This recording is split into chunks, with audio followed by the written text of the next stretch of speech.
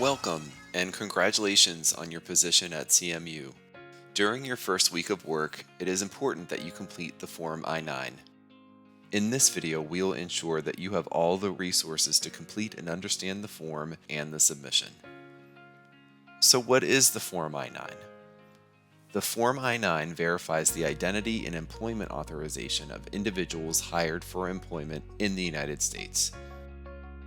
As a newly hired student worker, you are required to complete the Form I-9 during your first week. There are strict time requirements for the completion of the Form I-9. Failure to complete it within the required timeline may jeopardize your position. Your supervisor would be notified if you fail to complete the Form I-9 within the required timeline. The Form I-9 has two sections. Section 1, you must complete by your start date. Section 2, you must complete within 3 days of your start date.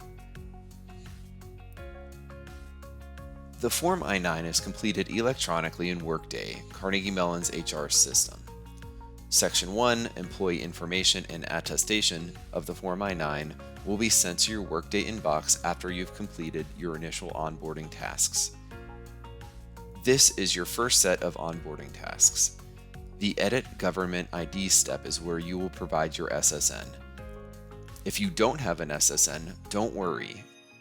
You can complete the Form I-9 without one. After you've completed these tasks, Section 1 will be delivered to your Workday inbox. Section 1 will automatically populate with some of your personal information, such as your name, contact information, and SSN. If you're an international student and you don't have an SSN, leave the field blank. An SSN is not required. The name on your Form I-9 should reflect your legal name. If you have two last names, enter them both in the last name, family name field, i.e. Garcia-Lopez, Smith-Johnson. If you only have one name and no last name, enter that into the last name, family name field and enter unknown in the first name field. Finally, if you have a middle name, enter your middle initial in the middle initial field.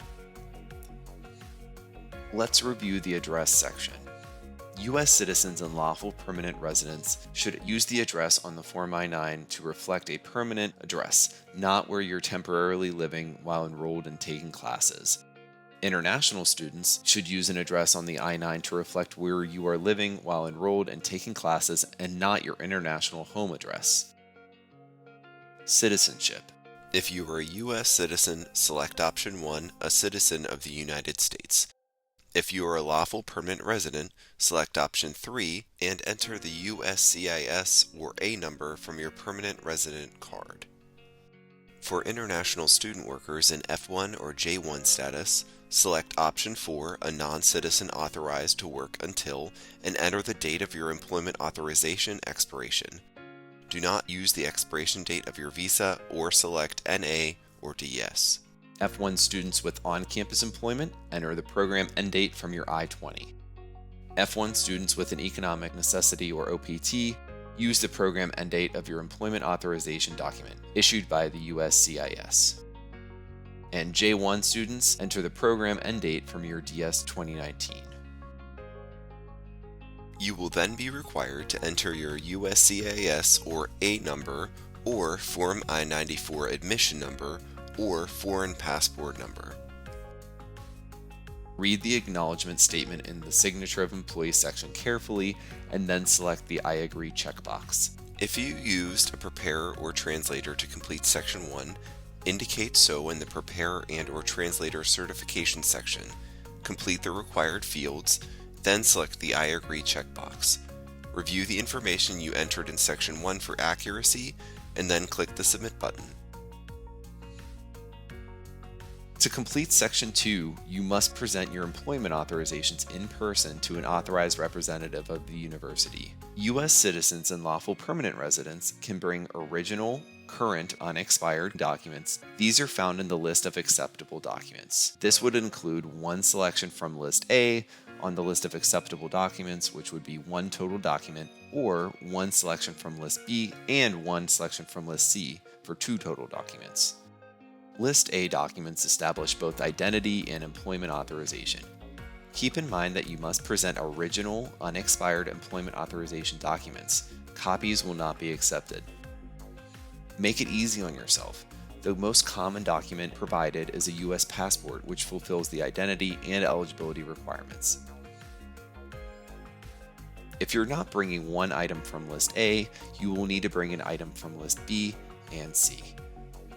List B documents establish identity, while List C documents establish employment authorization.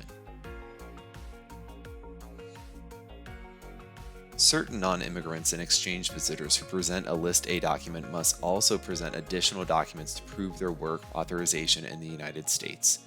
These are called combination documents. You can refer to the USCIS website for detailed information regarding combination documents.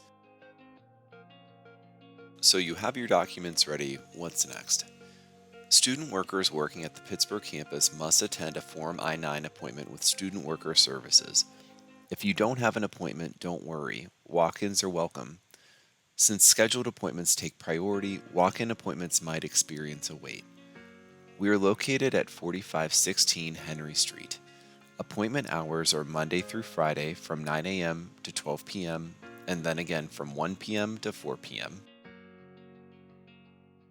If you're working in Silicon Valley, email student-workers@sv.cmu.edu to make arrangements to complete Section 2.